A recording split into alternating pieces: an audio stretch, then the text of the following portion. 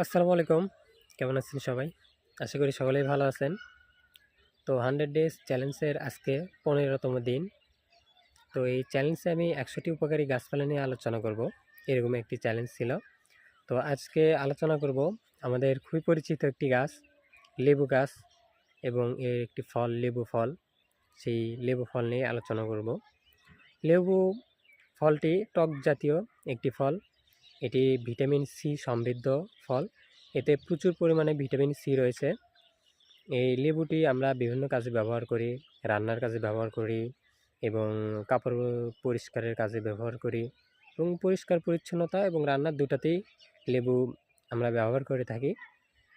লেবুতে অন্যান্য প্রোটিন বা ক্যালসিয়াম এগুলো পরিমাণে কম আছে, কিন্তু ভিটামিন সি বেশি আছে, যা আমাদের রোগ প্রতিরোধ ক্ষমতা বৃদ্ধি করে এবং আমাদের পেটের সমস্যা দূর করে, হজম শক্তি বৃদ্ধি করে, আরও বিভিন্ন রোগ প্রতিরোধ ক্ষমতাই বৃদ্ধি করে।